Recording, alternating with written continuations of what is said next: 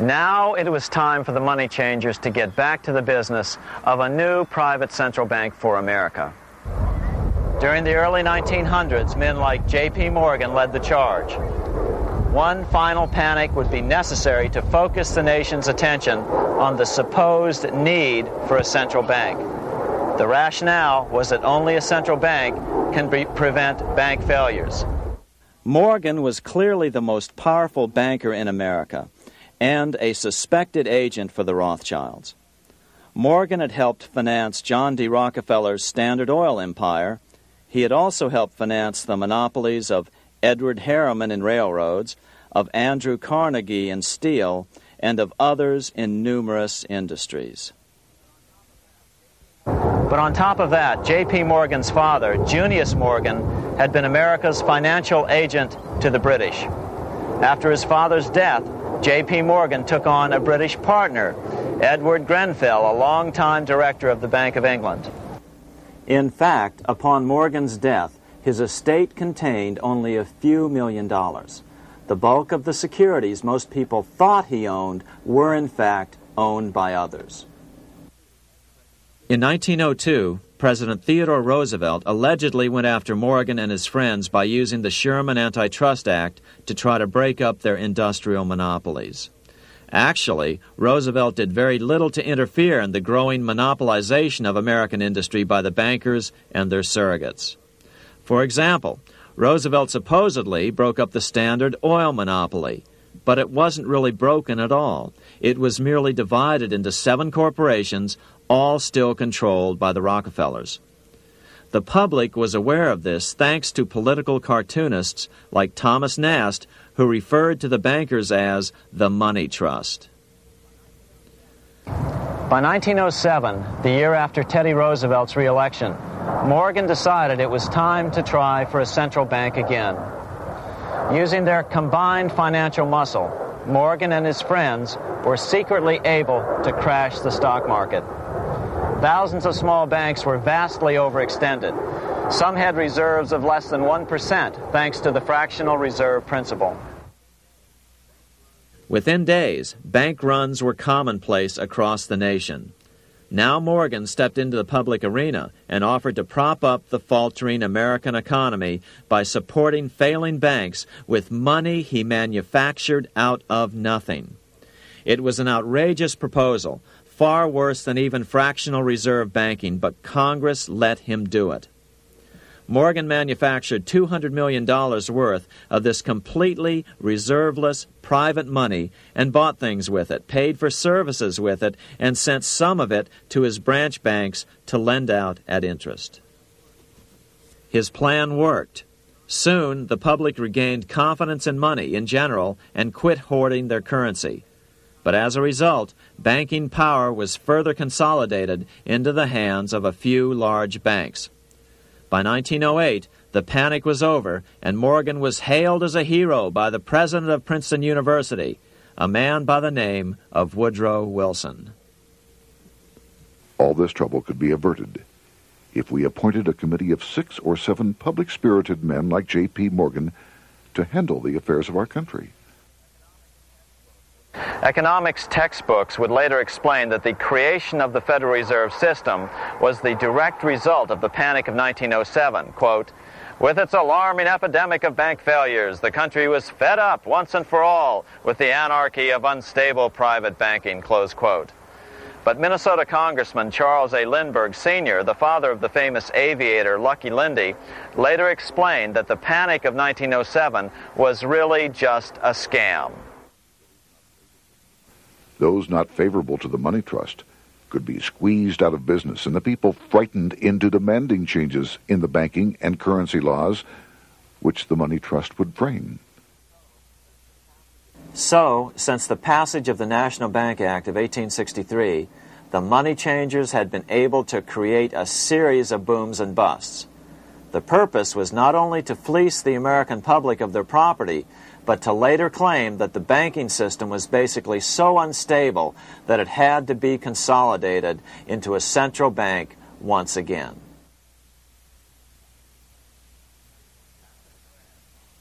After the crash, Teddy Roosevelt, in response to the Panic of 1907, signed into law a bill creating something called the National Monetary Commission. The commission was to study the banking problem and make recommendations to Congress. Of course, the commission was packed with Morgan's friends and cronies. The chairman was a man named Senator Nelson Aldrich from Rhode Island. Aldrich represented the Newport, Rhode Island homes of America's richest banking families. His daughter married John D. Rockefeller, Jr., and together they had 5 sons: John, Nelson, who would become vice president in 1974, Lawrence, Winthrop, and David, the head of the Council on Foreign Relations and former chairman of Chase Manhattan Bank. As soon as the National Monetary Commission was set up, Senator Aldrich immediately embarked on a 2-year tour of Europe, where he consulted at length with the private central bankers in England, France, and Germany. The total cost of his trip alone to the taxpayers was $300,000, an astronomical sum in those days. Shortly after his return, on the evening of November 22, 1910, some of the wealthiest and most powerful men in America boarded Senator Aldrich's private rail car and in the strictest secrecy journeyed to this place, Jekyll Island, off the coast of Georgia. With the group came Paul Warburg. Warburg had been given a $500,000 per year salary to lobby for the passage of a privately owned central bank in America by the investment firm Kuhn, Loeb and Company. Warburg's partner in this firm was a man named Jacob Schiff, the grandson of the man who shared the Greenshield house with the Rothschild family in Frankfurt. Schiff, as we'll find out later, was in the process of spending $20 million to finance the overthrow of the Tsar in Russia. These 3 European banking families, the Rothschilds, the Warburgs, and the Schiffs, were interconnected by marriage down through the years, just as their American banking counterparts, the Morgans, Rockefellers, and Aldriches were. Secrecy was so tight that all 7 primary participants were cautioned to use only first names to prevent servants from learning their identities. Years later, one participant, Frank Vanderlip, president of National City Bank of New York and a representative of the Rockefeller family, confirmed the Jekyll Island trip in a February 9, 1935 edition of the Saturday Evening Post. I was as secretive, indeed as furtive as any conspirator. Discovery, we knew, simply must not happen, or else all our time and effort would be wasted. If it were to be exposed that our particular group had got together and written a banking bill, that bill would have no chance whatever of passage by Congress. The participants came here to figure out how to solve their major problem, how to bring back a privately owned central bank. But there were other problems that needed to be addressed as well. First of all, the market share of the big national banks was shrinking fast. In the first 10 years of the century, the number of U.S. banks had more than doubled to over 20,000.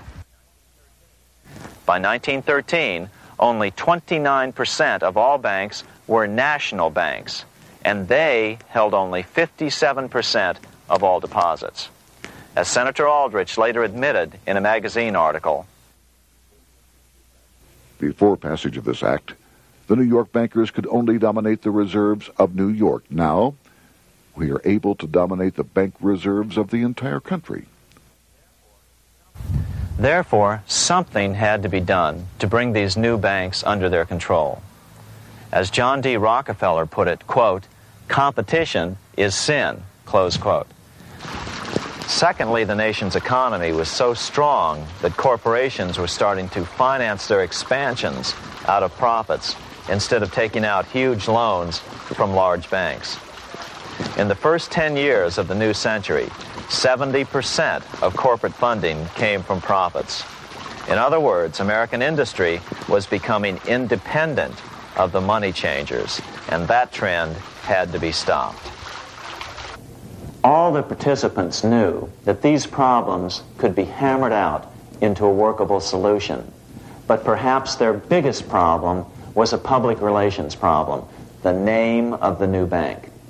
That discussion took place right here in this room, one of the many conference rooms in this sprawling hotel, today known as the Jekyll Island Club Hotel. Aldrich believed that the word bank should not even appear in the name. Warburg wanted to call the legislation the National Reserve Bill or the Federal Reserve Bill. The idea here was to give the impression that the purpose of the new central bank was to stop bank runs, but also to conceal its monopoly character. However, it was Aldrich, the egotistical politician, who insisted it be called the Aldrich Bill. After 9 days at Jekyll Island, the group dispersed. The new central bank would be very similar to the old Bank of the United States. It would be given a monopoly over U.S. currency and create that money out of nothing. How does the Fed create money out of nothing? It's a four-step process. But first, a word on bonds. Bonds are simply promises to pay, or government IOUs. People buy bonds to get a secure rate of interest. At the end of the term of the bond, the government repays the bond plus interest, and the bond is destroyed. There are about $3.6 trillion worth of these loans or bonds at present. Now here's the Fed money-making process. Step 1. The Federal Open Market Committee approves the purchase of U.S. bonds on the open market. Step 2. The bonds are purchased by the Fed from whoever is offering them for sale on the open market. Step 3. The Fed pays for the bonds with electronic credits to the seller's bank, which in turn credits the seller's bank account. The trick is that these credits are based on nothing. The Fed just creates them. Step 4. The banks use these deposits as reserves. They can loan out over 10 times the amount of their reserves to new borrowers, all at interest. In this way, a Fed purchase of, say, $1 million worth of bonds gets turned into over $10 million in bank accounts. The Fed, in effect, creates 10% of this totally new money, and the banks create the other 90%. To reduce the amount of money in the economy, the process is just reversed. The Fed sells bonds to the public, and the money flows out of the purchaser's local bank. Loans must be reduced by 10 times the amount of the sale. So, a Fed sale of $1 million in bonds results in $10 million less money in the economy. So how does this benefit the bankers whose representatives huddled at Jekyll Island? First, it totally misdirected banking reform efforts from proper solutions. Second, it prevented a proper debt-free system of government finance, like Lincoln's greenbacks, from making a comeback. The bond-based system of government finance forced on Lincoln after he created greenbacks was now cast in stone. Third, it delegated to the bankers the right to create 90% of our money supply based on only fractional reserves, which they then loan out at interest. Fourth, it centralized overall control of our nation's money supply in the hands of a few men. Fifth, it established a central bank with a high degree of independence from effective political control. Soon after its creation, the Fed's great contraction in the early 1930s would cause the Great Depression. This independence has been enhanced since then through additional laws. In order to fool the public into thinking the government retained control, the plan called for the Fed to be run by a board of governors appointed by the President and approved by the Senate. But all the bankers had to do was to be sure their men got appointed to the board of governors. That wasn't hard. Bankers have money, and money buys influence over politicians. Once the participants left Jekyll Island, the public relations blitz was on. The big New York banks put together an educational fund of $5 million to finance professors at respected universities to endorse the new bank. Woodrow Wilson at Princeton was one of the first to jump on the bandwagon. But the bankers' subterfuge didn't work.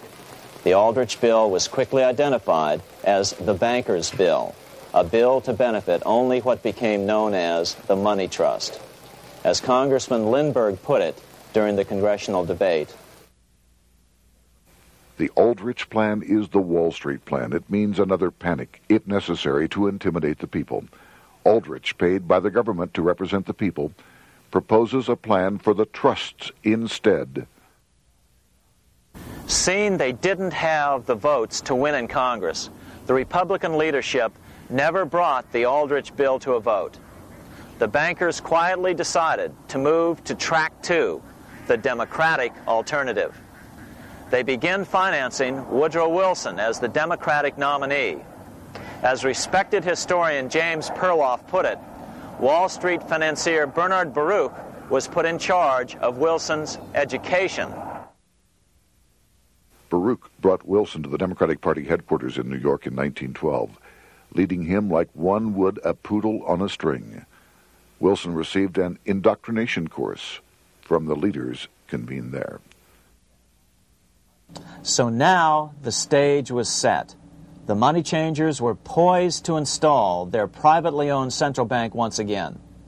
The damage President Andrew Jackson had done 76 years earlier had been only partly repaired with the passage of the National Bank Act during the Civil War. Since then, the battle had raged on across the decades. The Jacksonians became the Greenbackers, who became the hardcore supporters of William Jennings Bryan. With Bryan leading the charge, these opponents of the money changers, ignorant of Baruch's tutelage, now threw themselves behind Democrat Woodrow Wilson. They and Bryan would soon be betrayed.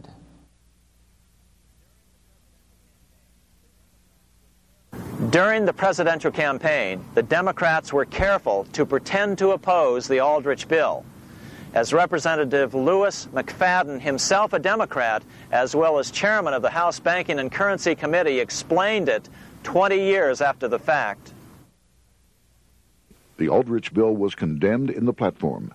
When Woodrow Wilson was nominated, the men who ruled the Democratic Party promised the people that if they were returned to power, there would be no central bank established here while they held the reins of government. 13 months later, that promise was broken, and the Wilson administration, under the tutelage of those sinister Wall Street figures who stood behind Colonel House, established here in our free country the worm-eaten, monarchical institution of the King's Bank, to control us from the top downward, and to shackle us from the cradle to the grave.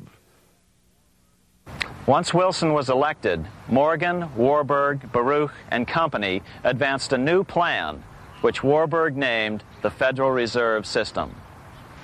The Democratic leadership hailed the new bill, called the Glass-Owen Bill, as something radically different from the Aldrich Bill. But in fact, the bill was virtually identical in every important detail.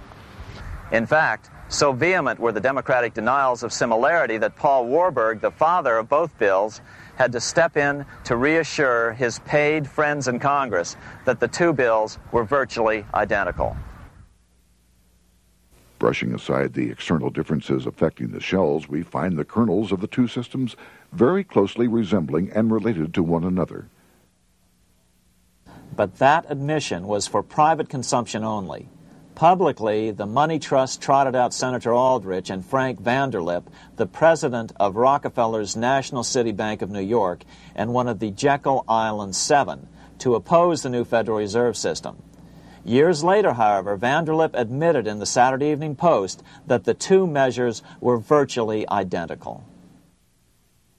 Although the Aldrich Federal Reserve Plan was defeated when it bore the name Aldrich, nevertheless, its essential points were all contained in the plan that finally was adopted.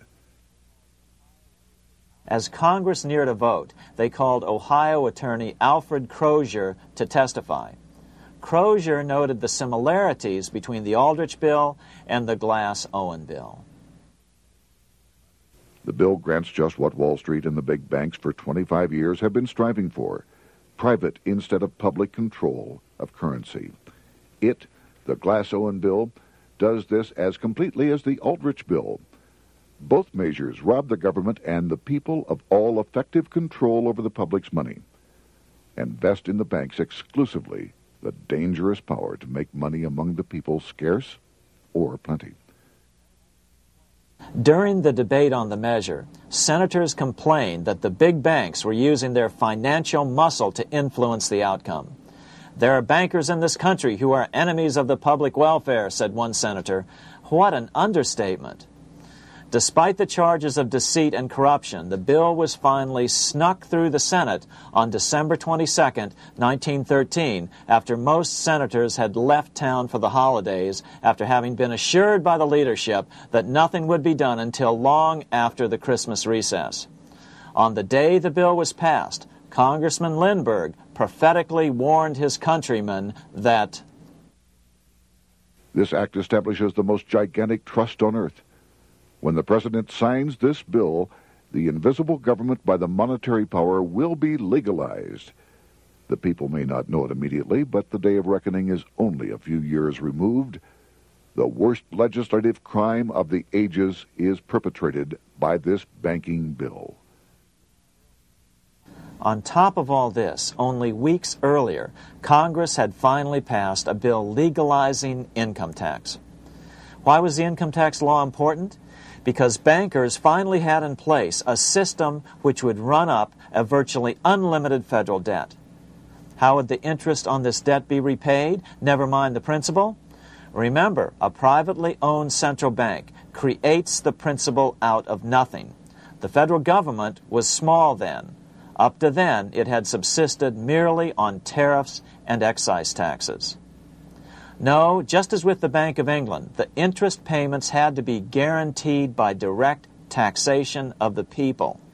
The money changers knew that if they had to rely on contributions from the states, eventually the individual state legislatures would revolt and either refuse to pay the interest on their own money or at least bring political pressure to bear to keep the debt small. It is interesting to note that in 1895, the Supreme Court had found a similar income tax law to be unconstitutional. The Supreme Court even found a corporate income tax law unconstitutional in 1909. As a result, Senator Aldrich hustled a bill for a constitutional amendment allowing income tax through the Congress. The proposed 16th Amendment to the Constitution was then sent to the state legislatures for approval. But some critics claim that the 16th Amendment was never ratified by the necessary 3/4 of the states. In other words, the 16th Amendment may not be legal. But the money changers were in no mood to debate the fine points. By October of 1913, Senator Aldrich had hustled the income tax bill through Congress. Without the power to tax the people directly and bypass the states, the Federal Reserve Bill would be far less useful to those who wanted to drive America deeply into their debt. A year after the passage of the Federal Reserve Bill, Congressman Lindbergh explained how the Fed created what we have come to call the business cycle and how they use it to their advantage. To cause high prices, all the Federal Reserve Board will do will be to lower the rediscount rate, producing an expansion of credit and a rising stock market. Then, when businessmen are adjusted to these conditions, it can check prosperity in mid-career by arbitrarily raising the rate of interest. It can cause the pendulum of a rising and falling market to swing gently back and forth by slight changes in the discount rate, or cause violent fluctuations by a greater rate variation. And in either case, it will possess inside information as to financial conditions and advanced knowledge of the coming change, either up or down. This is the strangest, most dangerous advantage ever placed in the hands of a special privileged class by any government that ever existed. The system is private, conducted for the sole purpose of obtaining the greatest possible profits from the use of other people's money. They know in advance when to create panics to their advantage. They also know when to stop panic. Inflation and deflation work equally well for them when they control finance. Congressman Lindbergh was correct on all points. What he didn't realize was that most European nations had already fallen prey to the central bankers decades or centuries earlier. But he also mentions the interesting fact that only 1 year later, the Fed had cornered the market in gold. This is how he put it, quote, "Already, the Federal Reserve banks have cornered the gold and gold certificates," close quote. But Congressman Lindbergh was not the only critic of the Fed. Congressman Lewis McFadden, the chairman of the House Banking and Currency Committee from 1920 to 1931, remarked that the Federal Reserve Act brought about a superstate controlled by international bankers and international industrialists acting together to enslave the world for their own pleasure. Notice how McFadden saw the international character of the stockholders of the Federal Reserve. Another chairman of the House Banking and Currency Committee in the 1960s, Wright Patman from Texas, put it this way. In the United States today, we have in effect two governments. We have the duly constituted government, then we have an independent, uncontrolled, and uncoordinated government in the Federal Reserve System, operating the money powers which are reserved to Congress by the Constitution. Even the inventor of the electric light, Thomas Edison, joined the fray in criticizing the system of the Federal Reserve. If our nation can issue a dollar bond, it can issue a dollar bill. The element that makes the bond good makes the bill good also. The difference between the bond and the bill is the bond lets money brokers collect twice the amount of the bond and an additional 20%, whereas the currency pays nobody but those who contribute directly in some useful way. It is absurd to say that our country can issue $30 million in bonds and not $30 million in currency. Both are promises to pay. But one promise fattens the usurers, and the other helps the people. 3 years after the passage of the Federal Reserve Act, even President Wilson began to have second thoughts about what had been unleashed during his first term in office. We have come to be one of the worst ruled, one of the most completely controlled governments in the civilized world, no longer a government of free opinion, no longer a government by a vote of the majority, but a government by the opinion and duress of a small group of dominant men. Some of the biggest men in the United States in the field of commerce and manufacture are afraid of something. They know that there is a power somewhere so organized, so subtle, so watchful, so interlocked, so complete, so pervasive, that they had better not speak above their breath when they speak in condemnation of it. Before his death in 1924, President Wilson realized the full extent of the damage he had done to America when he confessed, "I have unwittingly ruined my government." So finally, the money changers, those who profit by manipulating the amount of money in circulation, had their privately owned central bank installed again in America. The major newspapers, which they also owned, hailed passage of the Federal Reserve Act of 1913, telling the public that now depressions could be scientifically prevented. The fact of the matter was that now depressions could be scientifically created.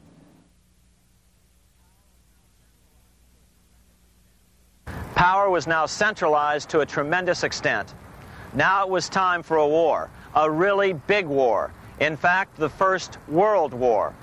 Of course, to the central bankers, the political issues of war don't matter nearly as much as the profit potential, and nothing creates debts like warfare. England was the best example at that time. During the 119-year period between the founding of the Bank of England and Napoleon's defeat at Waterloo, England had been at war for 56 years, and much of the remaining time she'd been preparing for war. In World War I, the German Rothschilds loaned money to the Germans, the British Rothschilds loaned money to the British, and the French Rothschilds loaned money to the French. In America, J.P. Morgan was the sales agent for war materials to both the British and the French. In fact, 6 months into the war, Morgan became the largest consumer on earth, spending $10 million a day. His offices here at 23 Wall Street were mobbed by brokers and salesmen trying to cut a deal. In fact, it got so bad that the bank had to post guards at every door and at the partners' homes as well. Many other New York bankers made out as well from the war. President Wilson appointed Bernard Baruch to head the War Industries Board. According to historian James Perloff, both Baruch and the Rockefellers profited by some $200 million during the war. But profits were not the only motive. There was also revenge. The money changers never forgave the czars for their support of Lincoln during the Civil War. Also, Russia was the last major European nation to refuse to give in to the privately owned central bank scheme. 3 years after World War I broke out, the Russian Revolution toppled the Tsar and installed the scourge of communism. Jacob Schiff of Kuhn-Loeb and Company bragged from his deathbed that he had spent $20 million towards the defeat of the Tsar. Money was funneled from England to support the revolution as well. Why would some of the richest men in the world financially back communism, the system that was openly vowing to destroy the so-called capitalism that made them wealthy? Researcher Gary Allen explained it this way. If one understands that socialism is not a share the wealth program, but is, in reality, a method to consolidate and control the wealth, then the seeming paradox of super-rich men promoting socialism becomes no paradox at all. Instead, it becomes logical, even the perfect tool of power-seeking megalomaniacs. Communism, or more accurately socialism, is not a movement of the downtrodden masses, but of the economic elite.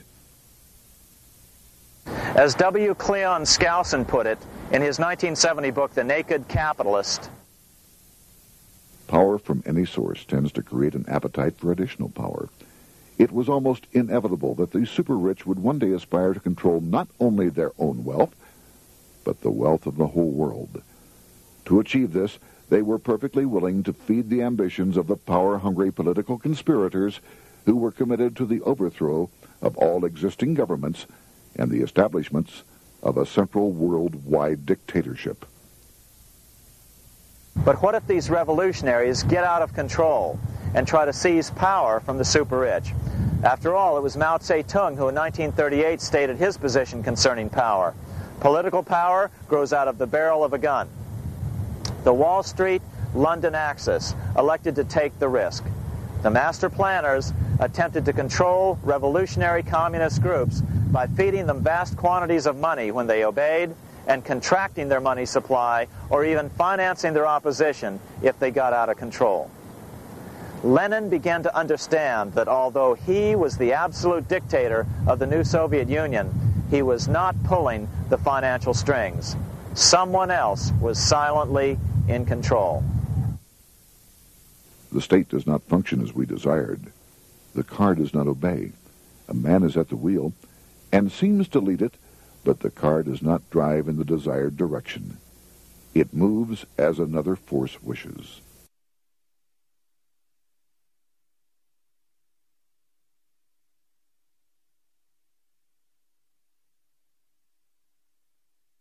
Who is behind it?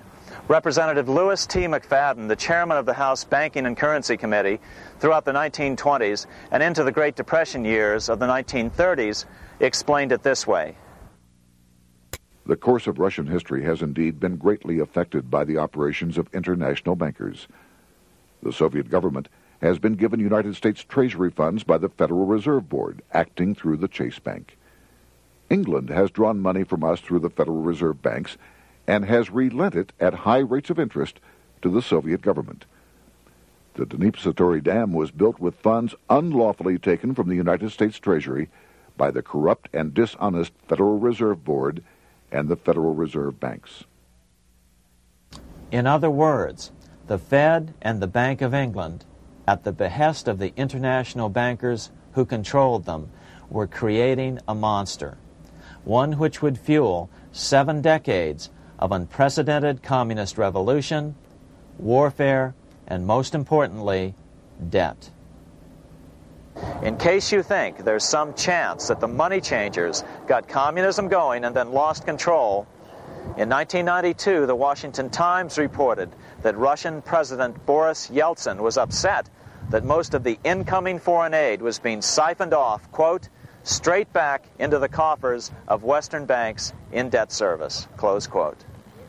No one in his right mind would claim that a war as large as World War I had a single cause. Wars are complex things with many causative factors. But on the other hand, it would also be equally foolish to ignore as a prime cause of World War I those who would profit the most from the war.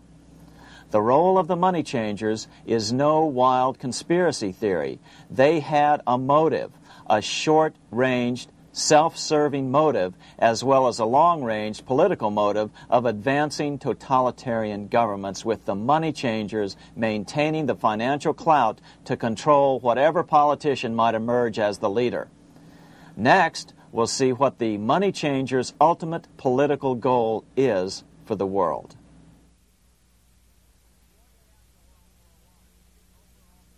Shortly after World War I, the overall political agenda of the money changers began to be clear.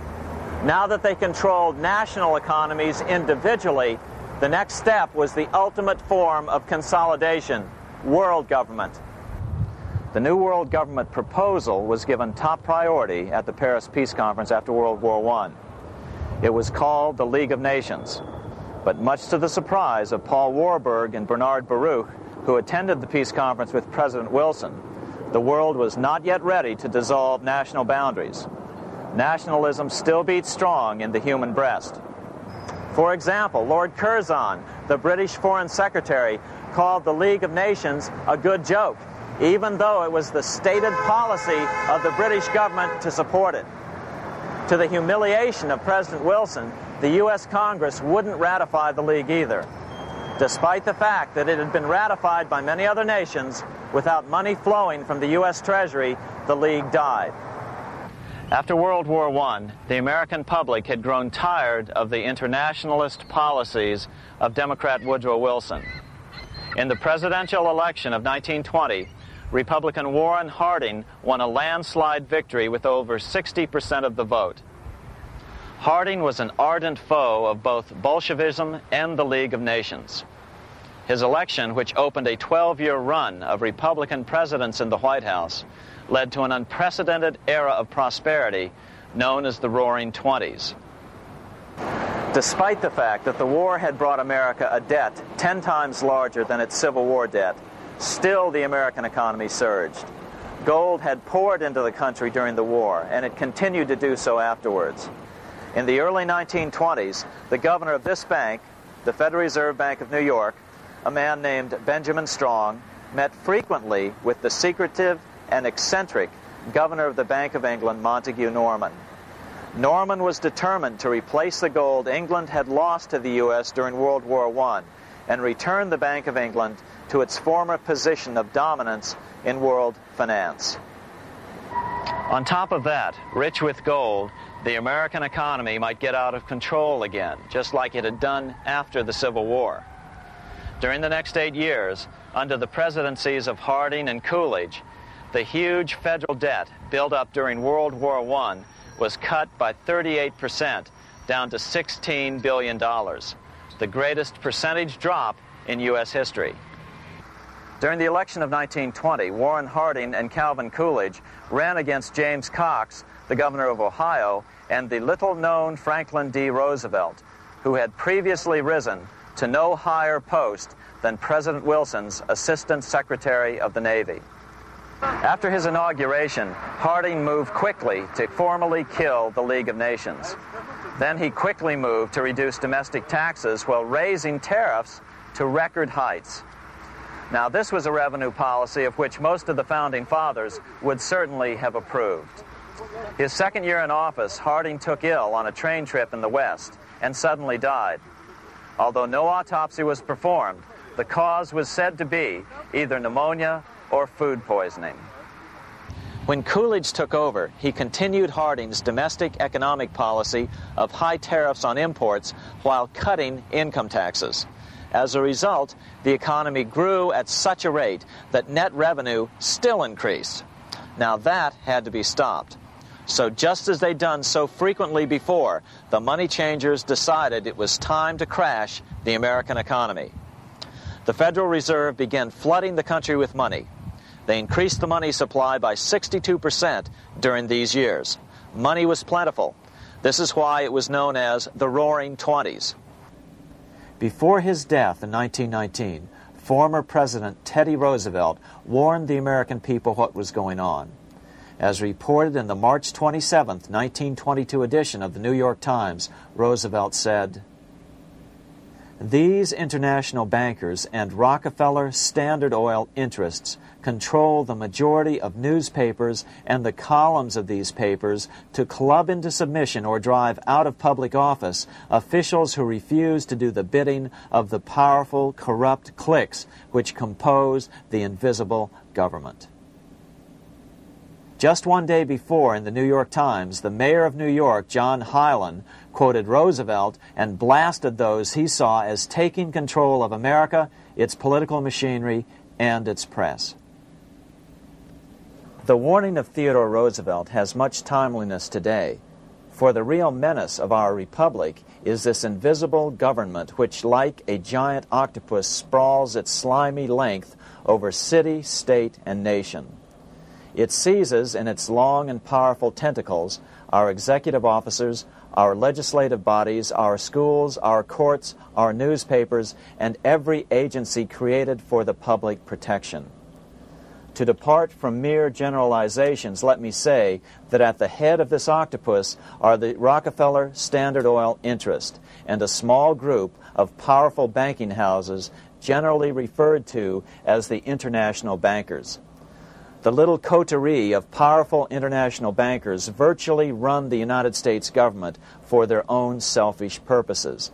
They practically control both parties, write political platforms, make cat's paws of party leaders, use the leading men of private organizations, and resort to every device to place in nomination for high public office only such candidates as will be amenable to the dictates of corrupt big business.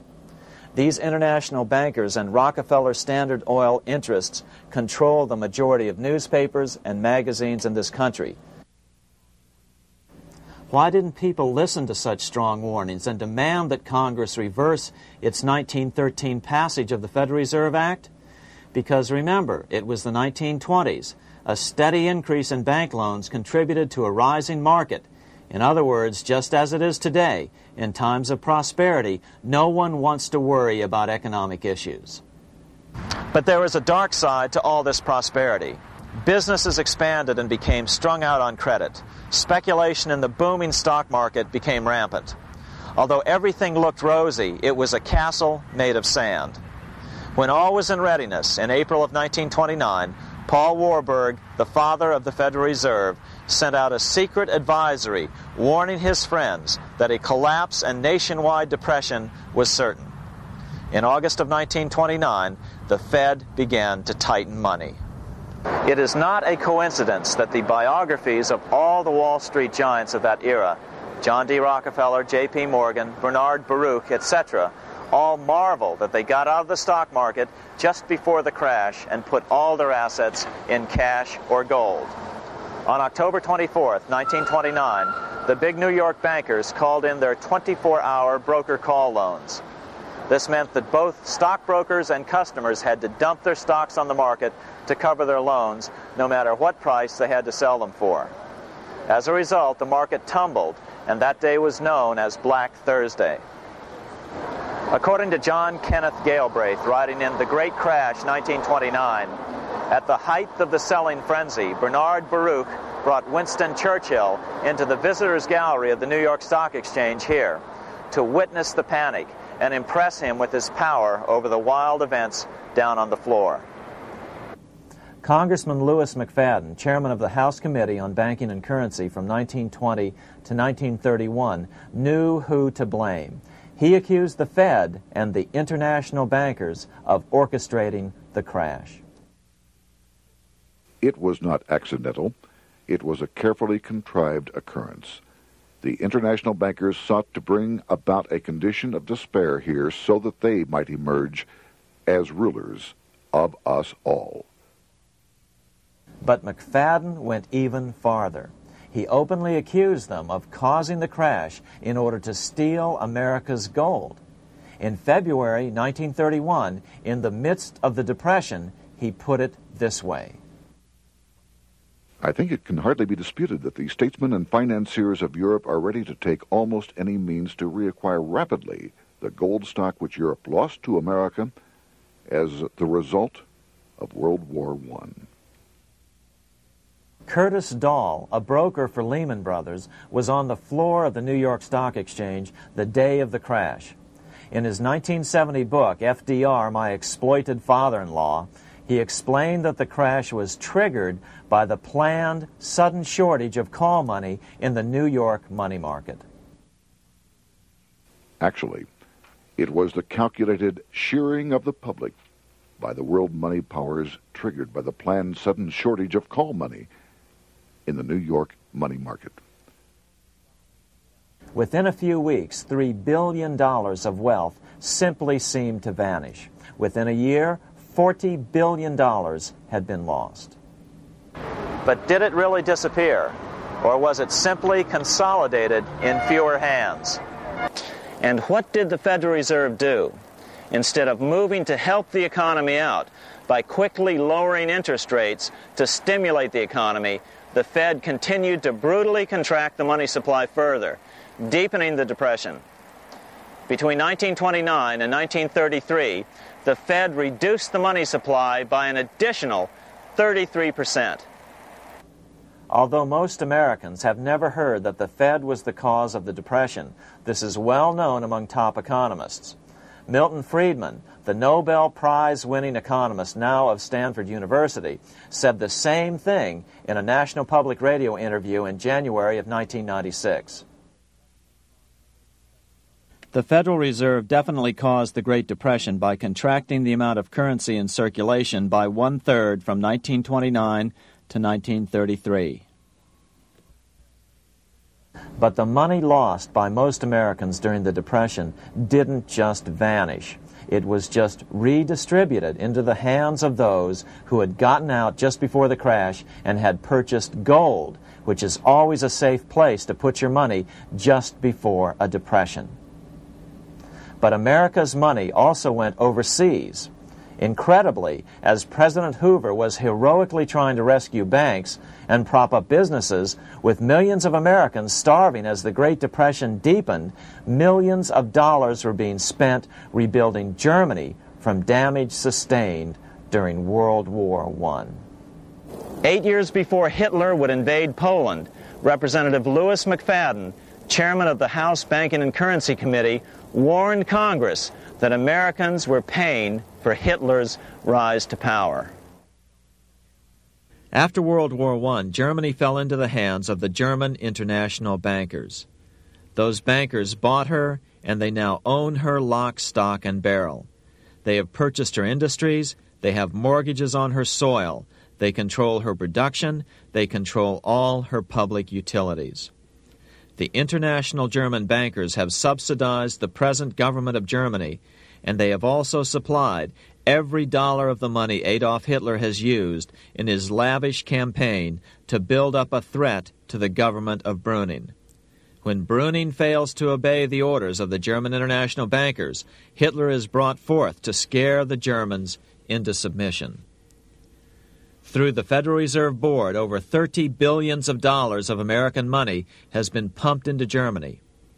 You have all heard of the spending that's taken place in Germany.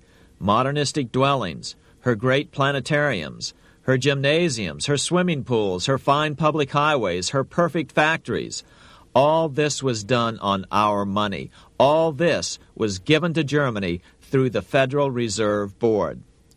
The Federal Reserve Board has pumped so many billions of dollars into Germany that they dare not name the total. Franklin D. Roosevelt was swept into office during the 1932 presidential election. Once Roosevelt was in office, however, sweeping emergency banking measures were immediately announced, which did nothing but increase the Fed's power over the money supply. Then, and only then, did the Fed finally begin to loosen the purse strings and feed new money out to the starving American people. At first, Roosevelt railed against the money changers as being the cause of the Depression. Believe it or not, this is what he said on March 4th, 1933, in his inaugural address. Practices of the unscrupulous money changers stand indicted in the court of public opinion, rejected by the hearts and minds of men. The money changers have fled from their high seats in the temple of our civilization. But 2 days later, Roosevelt declared a bank holiday and closed all banks. Later that year, Roosevelt outlawed private ownership of all gold bullion and all gold coins with the exception of rare coins. Most of the gold in the hands of the average American was in the form of gold coins. The new decree was, in effect, a confiscation. Those who didn't comply risk as much as 10 years in prison and a $10,000 fine, the equivalent of $100,000 today. Out in small-town America, some people didn't trust Roosevelt's order. Many were torn between keeping their hard-earned wealth or obeying the government. Those who did turn in their gold were paid the official price for it, $20.66 per ounce. So unpopular was the confiscation order that no one anywhere in government would take credit for authoring it. No congressman claimed it. At the signing ceremony, President Roosevelt made it clear to all present that he was not the author of it and publicly stated that he had not ever read it. Even his Secretary of the Treasury said he'd never read it either, saying it was, quote, what the experts wanted. Roosevelt convinced the public to give up their gold by saying that pooling the nation's resources was necessary to get America out of the Depression. With great fanfare, he ordered a new bullion depository built to hold the mountain of gold the U.S. government was illegally confiscating. By 1936, the U.S. Bullion Depository at Fort Knox was completed, and in January 1937, the gold began to flow into it. The rip-off of the ages was about to proceed. In 1935, once the gold had all been turned in, the official price of gold was suddenly raised to $35 per ounce. But the catch was, only foreigners could sell their gold at the new higher price.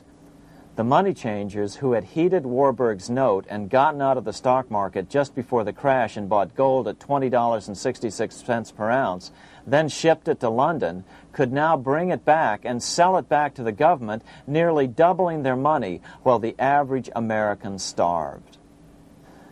The Fort Knox Bullion Depository sits here in the middle of the Fort Knox Military Reservation, 30 miles southwest of Louisville, Kentucky. This was as close as we were permitted to get to the depository despite years of letters from members of Congress to allow our film crew inside. The 4-acre grounds immediately surrounding the building are guarded by an electrified steel fence, an open moat, and 4 machine-gun-armed guard pillboxes at the structure's corners. When the gold began arriving on January 13, 1937, there was unprecedented security. Thousands of official guests watched the arrival of a 9-car train from Philadelphia, guarded by armed soldiers, postal inspectors, Secret Servicemen, and guards from the U.S. Mint. It was all great theater. America's gold supply from across the land had been pooled, supposedly for the public benefit, and then safely tucked into Fort Knox. But all that security would soon be breached by the government itself. Now the stage was set for a really big war, one which would pile up debt far beyond that of World War I. For example, in 1944 alone, the U.S. national income was only $183 billion, yet $103 billion was spent on the war. This was 30 times the spending rate during World War I. In fact, the American taxpayer picked up 55% of the total Allied cost of the war. But equally important, virtually every nation involved in World War II greatly multiplied their debt. In the U.S., for example, federal debt went from $43 billion in 1940 up to $257 billion in 1950, an increase of 598%.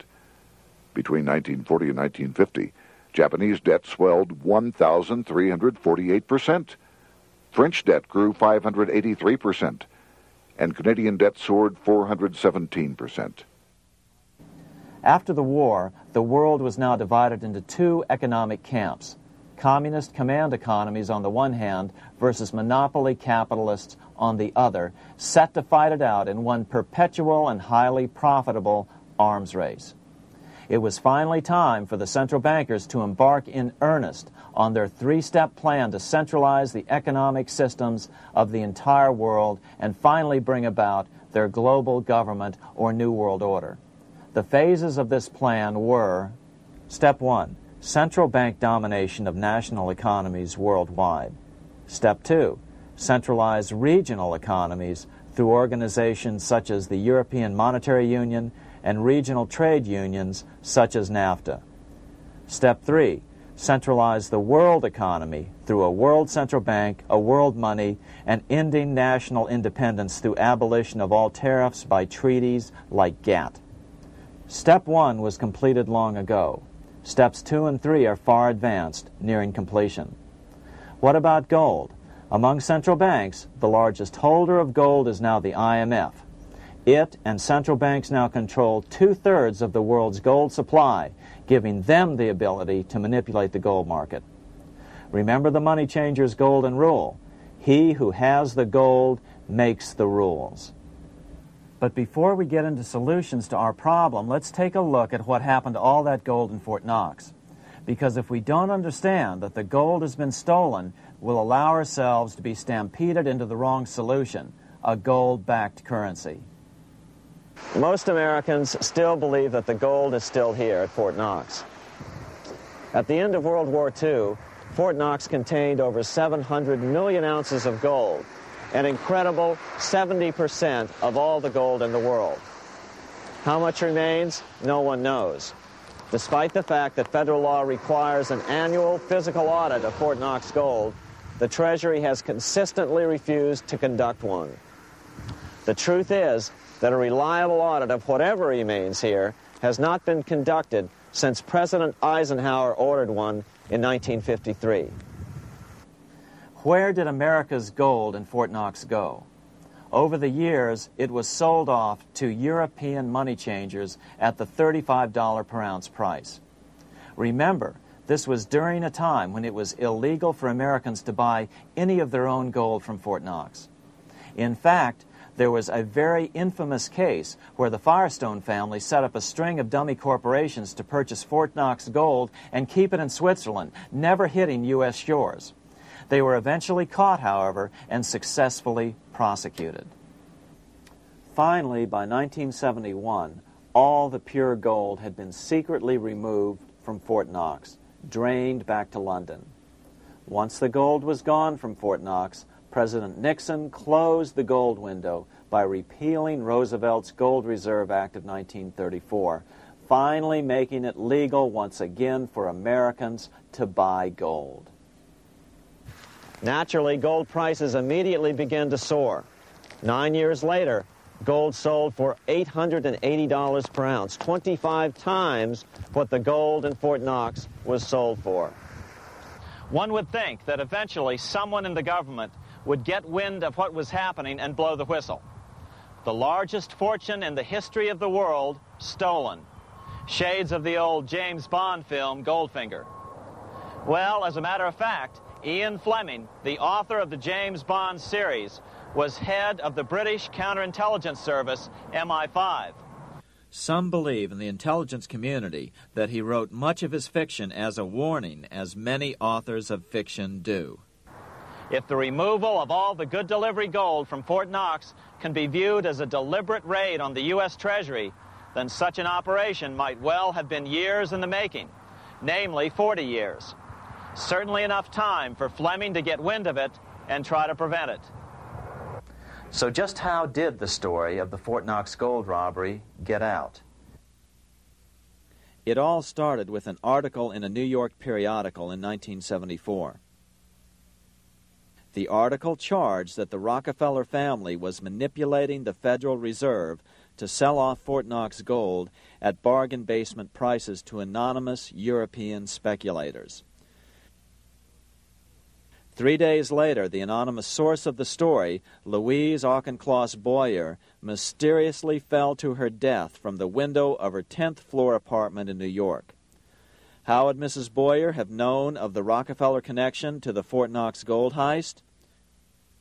She was the longtime secretary of Nelson Rockefeller. For the next 14 years, this man, Ed Durrell, a wealthy Ohio industrialist, devoted himself to a quest for the truth concerning the Fort Knox gold. He wrote thousands of letters to over 1,000 government and banking officials, trying to find out how much gold was really left and where the rest of it had gone. Edith Roosevelt, the granddaughter of President Teddy Roosevelt, questioned the actions of the government in a March 1975 edition of the New Hampshire Sunday News. Allegations of missing gold from our Fort Knox vaults are being widely discussed in European financial circles. But what is puzzling is that the administration is not hastening to demonstrate conclusively that there is no cause for concern over our gold treasure, if indeed it is in a position to do so. Unfortunately, Ed Durrell never did accomplish his primary goal, a full audit of the gold reserves in Fort Knox. It's incredible that the world's greatest treasure has had little accounting or auditing. This gold belonged to the American people, not the Federal Reserve and their foreign owners.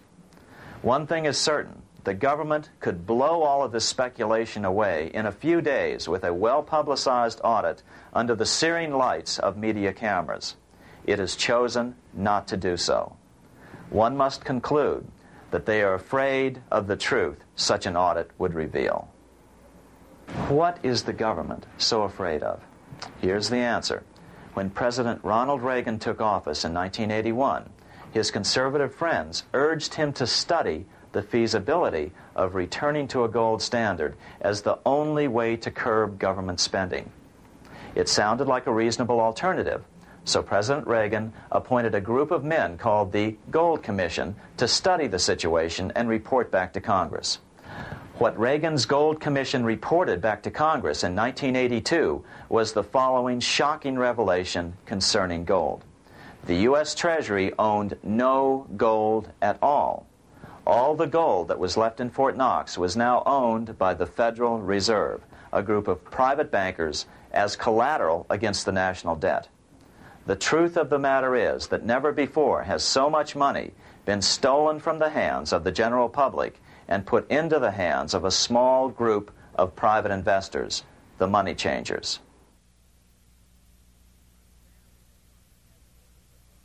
I'm standing in front of the headquarters of the International Monetary Fund located in Washington, D.C. Across the street, right over there, is the headquarters of the World Bank. What are these organizations and who controls them? And most importantly, are they about to create a huge worldwide depression? Let us step back in time for a moment to the aftermath of World War I. People were tired of war, so under the guise of peacemaking, the international bankers devised a plan to consolidate power even further. Claiming only an international government would stem the tide of world wars, the money changers pushed forward a proposal for world government which stood on three legs. A world central bank to be called the Bank of International Settlements, a world judiciary to be called the World Court located in The Hague, the Netherlands, and a world executive and legislature to be called the League of Nations. As President Clinton's mentor, Georgetown historian Carroll Quigley wrote in his 1966 book, Tragedy and Hope, the powers of financial capitalism had a far-reaching plan, nothing less than to create a world system of financial control in private hands, able to dominate the political system of each country and the economy of the world as a whole. This system was to be controlled in a feudalistic fashion by the central banks of the world, acting in concert by secret agreements arrived at in frequent meetings and conferences. The apex of the system was to be the Bank for International Settlements in Bâle, Switzerland, a private bank owned and controlled by the world central banks, which were themselves private corporations. Each central bank sought to dominate its government by its ability to control treasury loans, to manipulate foreign exchanges, to influence the level of economic activity in the country, and to influence cooperative politicians by subsequent economic rewards in the business world. Despite intense pressure from the international bankers and the press, a handful of U.S. senators, led by Senator Henry Cabot Lodge, kept the U.S. out of these schemes. Without U.S. participation, the League was doomed. Incredibly, even though the U.S. rejected the World Central Bank, the BIS, the New York Federal Reserve ignored its government and arrogantly sent representatives to Switzerland to participate in the central bankers' meeting right up until 1994, when the U.S. was finally officially dragged into it. Their world government schemes thwarted, the bankers resorted to the old formula: another war to wear down the resistance to world government while reaping handsome profits. To this end, Wall Street helped resurrect Germany through the Thyssen banks, which were affiliated with the Harriman interest in New York, just as the Chase Bank had assisted in the financing of the Bolshevik Revolution in Russia during World War I. Chase Bank was controlled by the Rockefeller family. Subsequently, it was merged with Warburg's Manhattan Bank to form the Chase Manhattan Bank. Now this has merged with Chemical Bank of New York, making it the largest Wall Street bank. Their strategy worked. Even before World War II was over, world government was back on track. In 1944, at Bretton Woods, New Hampshire, the International Monetary Fund and the World Bank were approved with full U.S. participation. The Second League of Nations, renamed the United Nations, was approved in 1945. Soon, a new international court system was functioning as well. All effective opposition to these international bodies before the war had evaporated in the heat of war, just as planned. These new organizations simply repeated on a world scale what the National Banking Act of 1864 and the Federal Reserve Act of 1913 had established in the U.S. They created a banking cartel composed of the world's central banks, which gradually assumed the power to dictate credit policies to the banks of all the nations. For example, just as the Federal Reserve Act authorized the creation of a new national fiat currency called Federal Reserve Notes, the IMF has been given the authority to issue a world fiat money called Special Drawing Rights, or SDRs. To date, the IMF has created in excess of $30 billion worth of SDRs. Member nations are being pressured to make their currencies fully exchangeable for SDRs. In 1968, Congress approved laws authorizing the Fed to accept SDRs as reserves in the U.S. and to issue Federal Reserve notes in exchange for SDRs. What does that mean? It means that in the U.S., SDRs are already a part of our lawful money. And what about gold?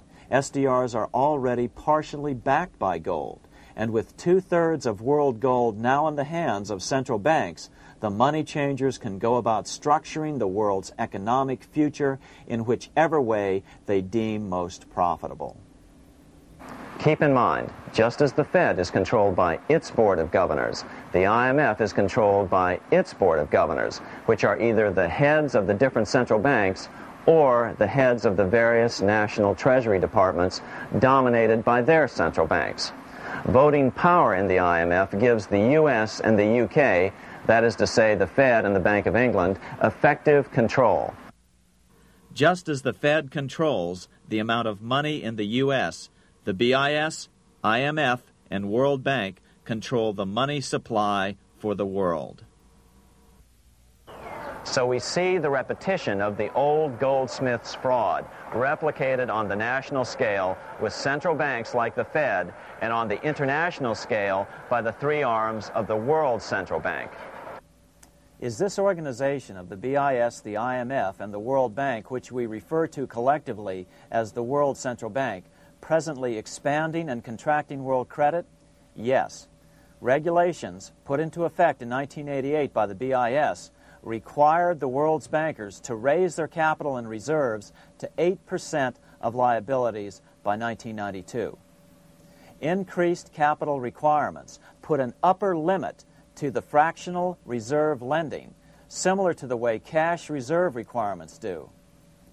What has this seemingly insignificant regulation made in a Swiss city 8 years ago meant to the world? It means our banks cannot loan more and more money to buy more and more time before the next depression, as a maximum loan ratio is now set. It means those nations with the lowest bank reserves in their systems have already felt the terrible effects of this credit contraction as their banks scrambled to raise money to increase their reserves to 8%. To raise the money, they had to sell stocks, which depressed their stock markets and began the depression first in their countries.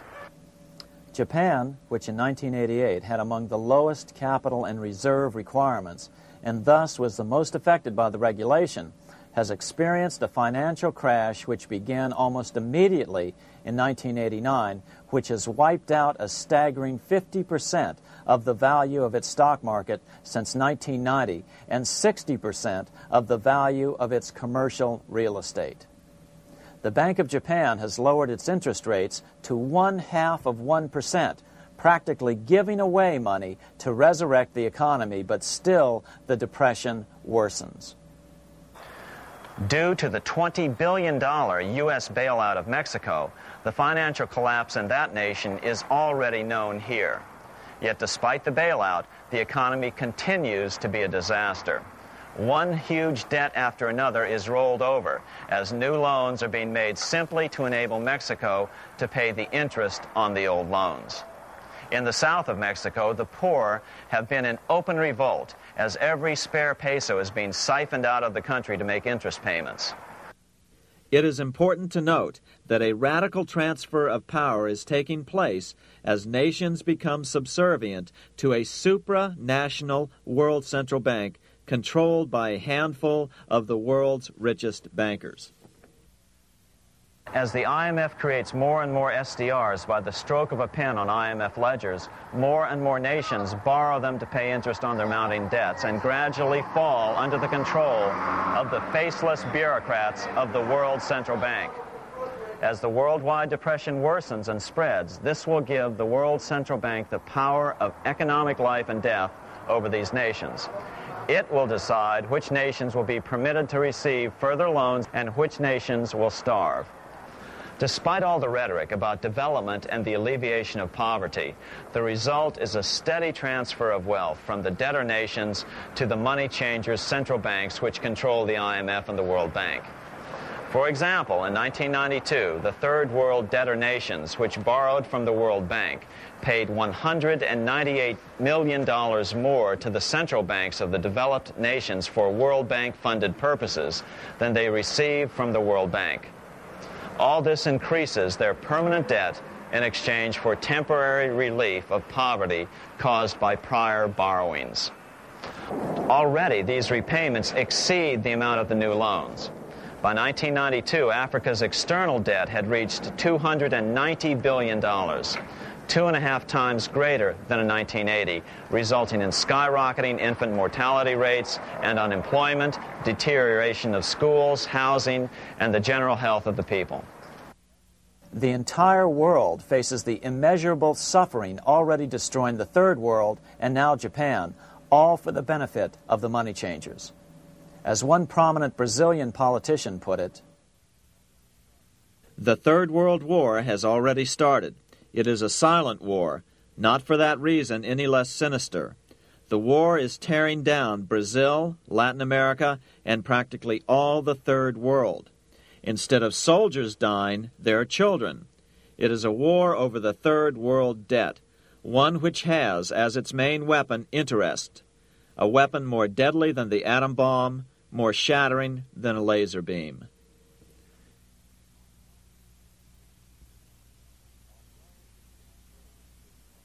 Although it would be absurd to ignore the pivotal role played by influential families such as the Rothschilds, the Warburgs, the Schiffs, the Morgans, and the Rockefellers in any review of the history of central banking and fractional banking, keep in mind, by now, central banks and the large commercial banks are up to 3 centuries old and deeply entrenched in the economic life of many nations. These banks are no longer dependent on clever individuals such as a Nathan Rothschild. Years ago, the question of ownership was important, but no longer. For example, both the Bank of England and the Bank of France were nationalized after World War II, and nothing changed, nothing at all. They endure and continue to grow, now protected by numerous laws, paid politicians, and mortgaged media, untouched by the changing of generations. 3 centuries have given them an aura of respectability. The old school tie is now worn by the 6th generation son, who's been raised in a system that he may never question, as he is named to serve on the governing boards of countless philanthropic organizations. To focus attention today on individuals or families, or to attempt to sort out the current holders of power, serves little useful purpose and would be a distraction from the cure. The problem is far bigger than that. It is the corrupt banking system that was and is being used to consolidate vast wealth into fewer and fewer hands that is our current economic problem. Change the names of the main players now, and the problem will neither go away nor even miss a beat. Likewise, among the hordes of bureaucrats working in the World Bank, central banks, and international banks, only a tiny fraction have any idea of what's really going on. No doubt they'd be horrified to learn that their work is contributing to the terrible impoverishment and gradual enslavement of mankind to a few incredibly rich plutocrats. So really, there's no use in emphasizing the role of individuals anymore. And the problem even transcends the normal spectrum of political right and left. Both communism and socialism, as well as monopoly capitalism, have been used by the money changers. Today, they profit from either side of the new political spectrum. The big government welfare state on the so-called left wing versus the neoconservative laissez-faire capitalists who want big government totally out of their lives on the right wing. Either way, the bankers win. Monetary reform is the most important political issue facing this nation. That clarified, let's proceed to the conclusions in the spirit Lincoln declared, with malice towards none, with charity towards all.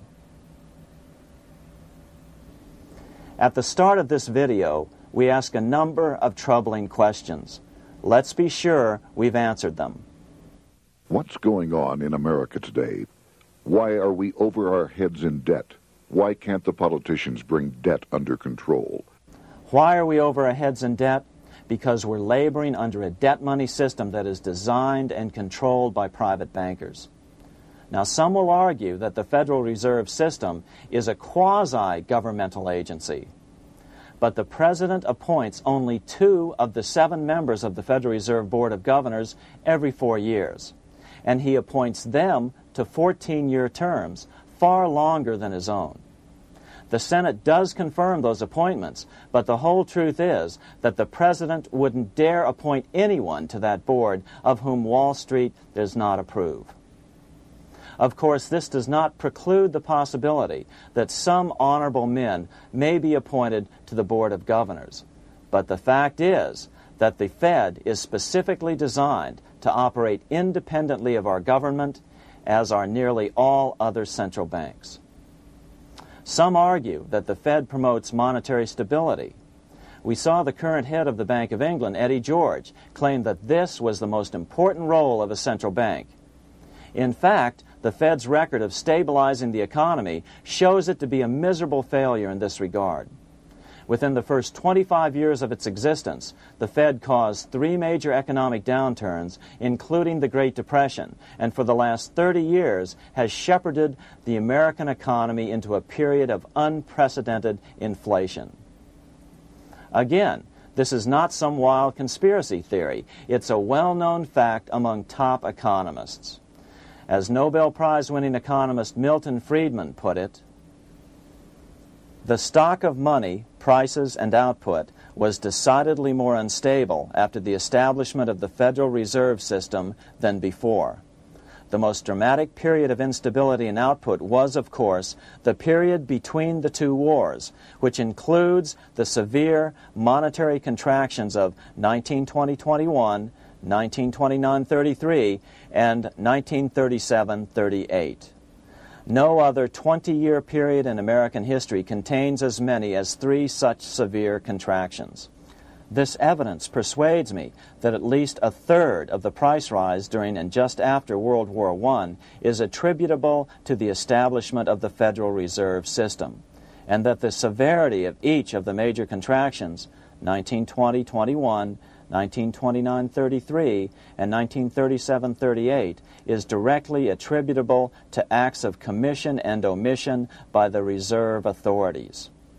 Any system which gives so much power and so much discretion to a few men so that mistakes, excusable or not, can have such far-reaching effects is a bad system. It is a bad system to believers in freedom just because it gives a few men such power without any effective check by the body politic. This is the key political argument against an independent central bank. To paraphrase Clemenceau, money is much too serious a matter to be left to the central bankers. We must learn from our history before it is too late. Why can't politicians control the federal debt? Because all our money is created out of debt. Again, it's a debt money system. Our money is created initially by the purchase of U.S. bonds. The public buys bonds like savings bonds, the banks buy bonds, foreigners buy bonds, and when the Fed wants to create more money in the system, it buys bonds, but pays for them with a simple bookkeeping entry which it creates out of nothing. Then this new money, created by the Fed, is multiplied by a factor of 10 by the banks thanks to the fractional reserve principle. So although the banks don't create currency, they do create checkbook money or deposits by making new loans. They even invest some of this created money. In fact, over $1 trillion of this privately created money has been used to purchase U.S. bonds on the open market, which provides the banks with roughly $50 billion in interest, risk-free, each year, less the interest they pay to some depositors.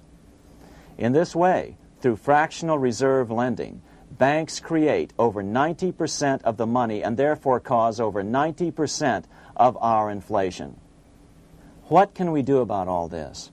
Fortunately, there's a way to fix the problem fairly easily, speedily, and without any serious financial problems.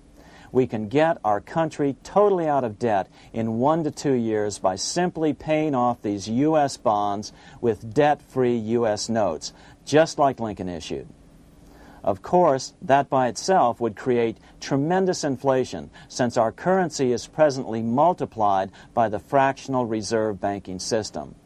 But here's the ingenious solution, advanced in part by Milton Friedman, to keep the money supply stable and avoid inflation and deflation while the debt is retired. As the Treasury buys up its bonds on the open market with U.S. notes, the reserve requirements of your hometown local bank will be proportionally raised, so the amount of money in circulation remains constant. As those holding bonds are paid off in U.S. notes, they will deposit this money, thus making available the currency then needed by the banks to increase their reserves. Once all the U.S. bonds are replaced with U.S. notes, banks will be at 100% reserve banking instead of the fractional reserve system currently in use. From this point on, the former Fed buildings will only be needed as a central clearinghouse for checks and as vaults for U.S. notes. The Federal Reserve Act will no longer be necessary and could be repealed. Monetary power can be transferred back to the Treasury Department. There would be no further creation or contraction of money by banks. By doing it this way, our national debt can be paid off in a single year or so, and the Fed and fractional reserve banking abolished without national bankruptcy, financial collapse, inflation or deflation, or any significant change in the way the average American goes about his business. To the average person, the primary difference would be that for the first time since the Federal Reserve Act was passed in 1913, taxes would begin to go down. Now there's a real national blessing for you, rather than for Hamilton's banker friends. Now let's take a look at these proposals in more detail. Here are the main provisions of a Monetary Reform Act which needs to be passed by Congress. We've drafted a proposed Monetary Reform Act which follows at the end of this tape. Of course, variations with the same results would be equally welcome. 1. Pay off the debt with debt-free U.S. notes. As Thomas Edison put it, if the U.S. can issue a dollar bond, it can issue a dollar bill. They both rest purely on the faith and credit of the United States government. This amounts to a simple substitution of one type of government obligation for another. One bears interest, the other doesn't. Federal Reserve notes could be used for this as well, but could not be printed after the Fed's abolished as we propose, so we suggest using U.S. notes instead. 2. Abolish fractional reserve banking. As the debt is paid off, the reserve requirements of all banks and financial institutions would be raised proportionally at the same time to absorb the new U.S. notes, which would be deposited and become the bank's increased reserves. Towards the end of the first year of the transition period, the remaining liabilities of financial institutions would be assumed or acquired by the U.S. government in a one-time operation. In other words, they too would eventually be paid off with debt-free U.S. notes in order to keep the total money supply stable. At the end of the first year or so, all of the national debt would be paid, and we could start enjoying the benefits of full reserve banking. The Fed would be obsolete, an anachronism. 3. Repeal the Federal Reserve Act of 1913 and the National Banking Act of 1864. These acts delegate the money power to a private banking monopoly. They must be repealed, and the money power handed back to the Department of Treasury, where they were initially under President Abraham Lincoln. No banker or person in any way affiliated with financial institutions should be allowed to regulate banking. After the first two reforms, these acts would serve no useful purpose anyway, since they relate to a fractional reserve banking system. 4. Withdraw the U.S. from the IMF, the BIS, and the World Bank. These institutions, like the Federal Reserve, are designed to further centralize the power of the international bankers over the world's economy, and the U.S. must withdraw from them. Their harmless functions, such as currency exchange, can be accomplished either nationally or in new organizations limited to those functions. Such a monetary reform act would guarantee that the amount of money in circulation would stay very stable, causing neither inflation nor deflation. Remember, for the last 3 decades, the Fed has doubled the American money supply every 10 years. That fact and fractional reserve banking are the real causes of inflation and the reduction in our buying power, a hidden tax.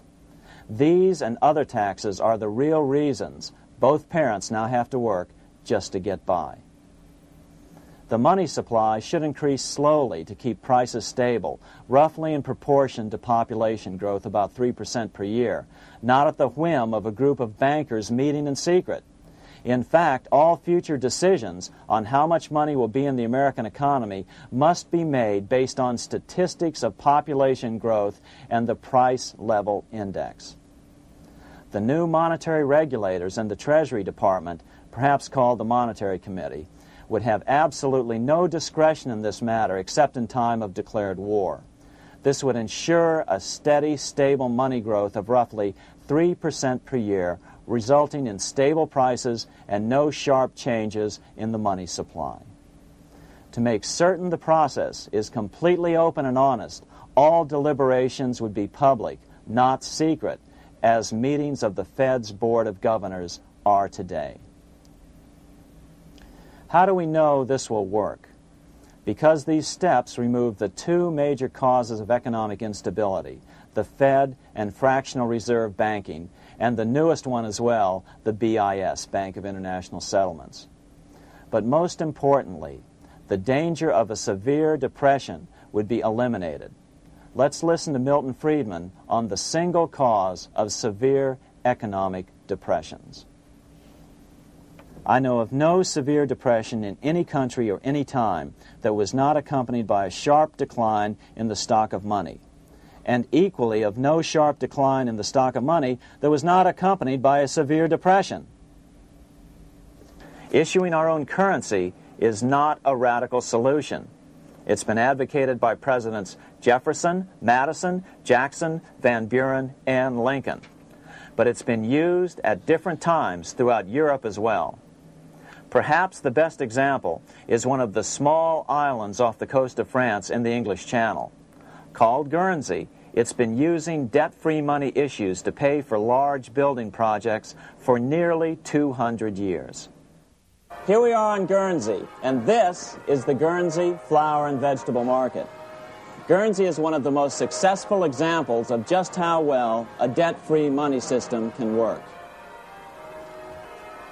In 1815, a committee was appointed to investigate how best to finance this new market. The impoverished island could not afford more new taxes, so the state's fathers decided to try a revolutionary idea: issue their own paper money. They were just colorful paper notes, backed by nothing, but the people of this tiny island agreed to accept them and trade with them. To be sure they circulated widely, they were declared to be good for the payment of taxes. Of course, this idea was nothing new. It was exactly what America had done before the American Revolution, and there are many other examples throughout the world. But it was new to Guernsey, and it worked miracles. This market is still in use, and remember, it was built for no debt to the people of this island state. But what if we follow Guernsey's example? How would the bankers react to these reforms? Certainly the international bankers' cartel will oppose reforms that do away with their control of the world's economies as they have in the past. But it is equally certain that Congress has the constitutional authority and responsibility to authorize the issuance of debt-free money, U.S. notes, and to reform the very banking laws it ill-advisedly enacted. Undoubtedly, the bankers will claim that issuing debt-free money will cause severe inflation or make other dire predictions. But remember, it is fractional reserve banking which is the real cause of over 90% of all inflation, not whether debt-free U.S. notes are used to pay for government deficits. In the current system, any spending excesses on the part of Congress are turned into more debt bonds, and the 10% purchased by the Fed are then multiplied many times over by the bankers, causing over 90% of all inflation. Our fractional reserve and debt-based banking system is the problem. We must ignore its inevitable resistance to reform and remain firm until the cure is complete. As the director of the Bank of England in the 1920s, Sir Josiah Stamp put it, referring to this modern fractional reserve banking system, banking is conceived in iniquity and born in sin. Bankers own the earth. Take it away from them, but leave them the power to create money and control credit, and with the flick of a pen, they will create enough money to buy it back again. Take this great power away from the bankers, and all great fortunes like mine will disappear, and they ought to disappear, for this would be a better and happier world to live in. But if you want to continue the slaves of bankers and pay the cost of your own slavery, let them continue to create money and to control credit. Americans are slowly figuring this out. Today, over 3,200 cities and counties have endorsed the proposal of a nonprofit organization called Sovereignty. The Sovereignty movement calls for Congress to authorize the Secretary of the Treasury to issue $90 billion per year of U.S. notes, not Federal Reserve notes nor debt-based bonds, to loan money interest-free to cities, counties, and school districts for needed capital improvements. Remarkably, and to their praise, the Community Bankers Association of Illinois, representing 515 member banks, has endorsed this sovereignty proposal, a good step in the right direction. As Milton Friedman has repeatedly pointed out, no severe depression can occur without a severe contraction of money. In our system, only the Fed, the Bank of International Settlements, with U.S. bankers' cooperation, or a combination of the largest Wall Street banks could cause a depression. In other words, our economy is so huge and resilient, a depression just can't happen by accident. Unless we reform our banking system, they will always have that power. They can pull the plug on our economy anytime they choose. The only solution is to abolish the Fed and the fractional reserve banking system and withdraw from the BIS. Only that will break the power of the international bankers over our economy.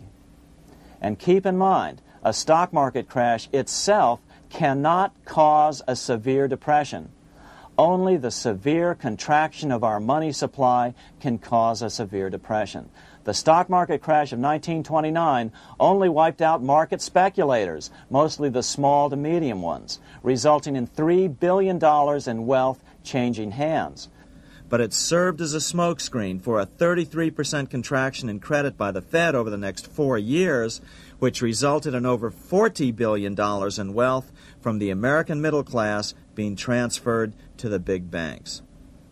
Then, despite impotent howls of protest from a divided Congress, the independent Fed kept the money supply contracted for a full decade. Only World War II ended the terrible suffering the Fed inflicted on the American people. In a depression, the remaining wealth of the debt-burdened American middle class will be wiped out by unemployment, declining wages, and the resulting foreclosures. If we start to act to reform our monetary system, the money changers may do what they did in 1929 and then the 1930s, crash the stock market and use that as a smokescreen while contracting the money supply. But if we're determined to fight to regain control over our money, we can come out of it fairly quickly, perhaps in only a very few months, as U.S. notes begin to circulate and replace the money withdrawn by the bankers. The longer we wait, the greater the danger we'll permanently lose control of our nation. But some still wonder why the international bankers would want to cause a depression. Wouldn't that be killing the goose that is currently laying all those golden interest eggs? Remember what Larry Bates said at the first of this videotape. You see, in periods of economic upheaval, in economic crisis, wealth is not destroyed. It is merely transferred. Do we have any hints as to what the money changers have in store for us? Here's what David Rockefeller, the chairman of Chase Manhattan Bank, the largest Wall Street bank, had to say. We are on the verge of a global transformation. All we need is the right major crisis and the nation will accept the New World Order. So, crisis is needed to fulfill their plans quickly. The only question is when the crisis will occur. Fortunately, we probably have a little time. It's unlikely that this crisis will occur before the 1996 elections, but after that, the danger begins rising. But whether or not they decide to cause a crash or a depression through relentless increases in taxes and the loss of hundreds of thousands of jobs being sent overseas thanks to trade agreements such as GATT and NAFTA, the American middle class is an endangered species. Cheaper labor, including slave labor in Red China, which Harry Wu has heroically documented, is being used to compete with American labor. In other words, money is being consolidated in fewer and fewer hands as never before in the history of this nation or the world. Without reform, the American middle class will soon be extinct, leaving only the very rich few and the very many poor, as has already occurred in most of the world. We've been warned of all this by congressmen, presidents, industrialists, and economists down through the years. Religious leaders, too, have seen the danger. About 1898, during the time of William Jennings Bryan, Pope Leo XIII put it this way: on the one side, there is the party which holds the power because it holds the wealth, which has in its grasp all labor and all trade, which manipulates for its own benefit and its own purposes all the sources of supply, and which is powerfully represented in the councils of state itself. On the other side, there is the needy and powerless multitude, sore and suffering. Rapacious usury, which, although more than once condemned by the Church, is nevertheless under a different form, but with the same guilt, still practiced by avaricious and grasping men, so that a small number of very rich men have been able to lay upon the masses of the poor a yoke little better than slavery itself. More recently, during America's Great Depression, Pope Pius XI spoke of the same problem. In our days, not alone is wealth accumulated, but immense power and despotic economic domination is concentrated in the hands of a few. This power becomes particularly irresistible when exercised by those who, because they hold and control money, are able also to govern credit and determine its allotment. For this reason, supplying, so to speak, the lifeblood to the entire economic body, and grasping, as it were, in their hands the very soul of the economy, so that no one dare breathe against their will. Educate your friends. Our country needs a solid group who really understand how our money is manipulated and what the solutions really are. Because if a depression comes, there will be those who call themselves conservatives who will come forward advancing solutions framed by the international bankers. Beware of calls to return to a gold standard. Why? Simple, because never before has so much gold been so concentrated outside of American hands. And never before has so much gold been in the hands of international governmental bodies such as the World Bank and International Monetary Fund. A gold-backed currency usually brings despair to a nation, and to return to it would certainly be a false solution in our case. Remember, we had a gold-backed currency in 1929 and during the first 4 years of the Great Depression. Likewise, beware of any plans advanced for a regional or world currency. This is the international bankers' Trojan horse.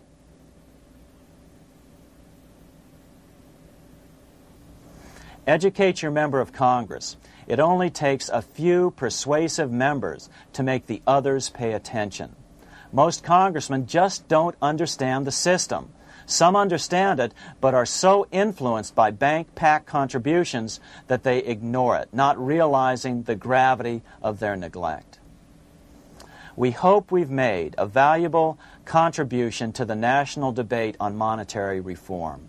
It remains for each man to do his duty, consistent with his state in life. May God give us the light to help reform our nation and ourselves. We say ourselves because ultimately vast multitudes of men are going to be driven more and more to desperation by the accumulation of the world's wealth in fewer and fewer hands. Men will tend to become like their oppressors, selfish and greedy. Rather, let's keep in mind during this period of reform a warning not to lose sight of greater things, as Pope Pius XI put it. For what will it profit men that a more prudent distribution and use of riches make it possible for them to gain even the whole world, if thereby they suffer the loss of their own souls?